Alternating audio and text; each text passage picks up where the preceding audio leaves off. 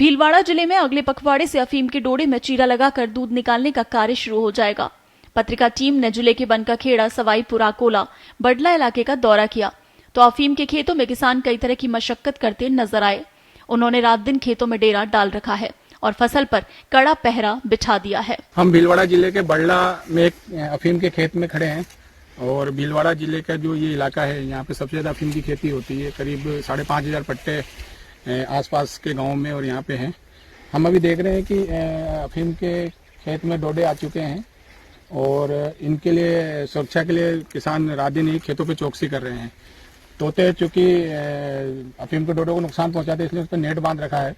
दूसरे जंगली जानवर या नीलगाय या जो इस पे नहीं आवे, इसलिए चारों तरफ बाड़ेबंदी कर रखी है। इस बार थोड़ी सी एक नई समस्या किसानों को देखने को मिल रही है कि इस बार बारिश मावट की वजह से इस बार जो डोडे की लंबाई है पिछले साल की तुलना में 1.5 से 2 फुट ज्यादा आ रही है। तो किसानों को डर है कि तेज आंधी चले, हवा चले तो डोडे नीचे नहीं गिर जाए।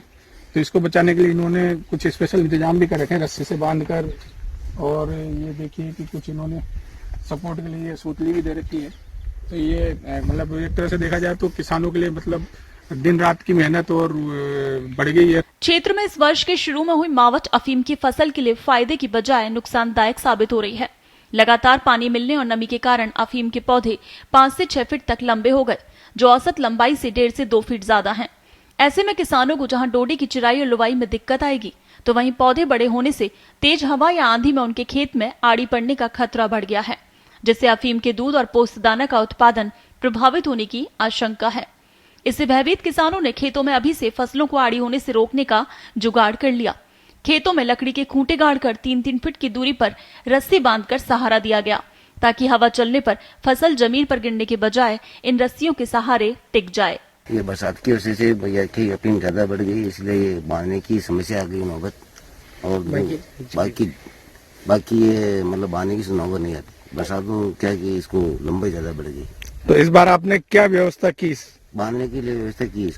क्या लगाया बांधने के लिए? ये खूंटे लगाए, मतलब लकड़ियां लगाई चारों में, डोरी बांधी और ये इसको बीच में सूतली बांधी 1-1 फीट पे। ये इस तरफ फूल का मेर, उस तरफ ये तो क्या फूल इसलिए कि बीज हरा वाला और ये दूसरा वाला बीज। किसानों के अनुसार इस बार फसल तपने की अवधि के दौरान कई बार मावट पड़ी, जिससे फसलों को पानी मिल गया और मिट्टी में काफी नमी आ गई। ऐसे में अफीम के पौधे बढ़कर 5 से 6 फीट हो गए, जबकि औसतन ये 3 से 4 फीट लंबे ही होते हैं। पौधों की लंबाई बढ़ने से इनके खेत में आड़े पड़ने का खतरा बढ़ गया। पौधे की लंबाई ज्यादा होने से डोडे की चिराई करने में भी परेशानी आएगी। अफीम के पौधों में डोडे आने के बाद तोतों को इन्हें खाने का चस्का लग गया। तोतों से बचाने के लिए खेत में अफीम की फसल के ऊपर जाल लगाया गया है। वहीं रात में रेजड़ों से फसल को बचाने के लिए भी जतन किए जा रहे हैं। फसल वर्ष 21-22 में आप जैसे देख रहे हैं, ये फसल तैयार होने के कगार पर है और किसानों को बहुत मेहनत करनी पड़ती है इसके लिए। और भारत सरकार ने इस वर्ष CPS पद्धति लागू करने की योजना बना ली है और भारतीय किसान संघ इस CPS पद्धति का विरोध करता है। CPS पद्धति भारत में संभव नहीं है, क्योंकि यहाँ पे किसानों को 10-12 आरी से अधिक पट्टे नहीं दिए जा रहे हैं और इसमें सरकार की व्यवस्था और प्रबंधन भी प्रभावी होगा। इसलिए भारतीय किसान संघ ये मांग करता है कि CPS पद्धति पर पुनर्विचार करते हुए इस CPS पद्धति को बंद करें। वह अफीम का मूल्य जो कई वर्षों से यथावत है, अफीम का मूल्य बढ़ाए और किसानों को संबल दे। जिले में माडलगढ़, कोचड़ी, बिजौलिया, जहाजपुर तहसील के चिन्हित गांव में अफीम की फसल बोई जाती है। इसके लिए नारकोटिक्स विभाग पट्टे जारी करता है।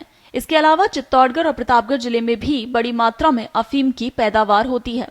इस बार अफीम की बुआई पिछले साल अक्टूबर के आखिरी सप्ताह से लेकर नवंबर के पहले पखवाड़े के बीच हुई।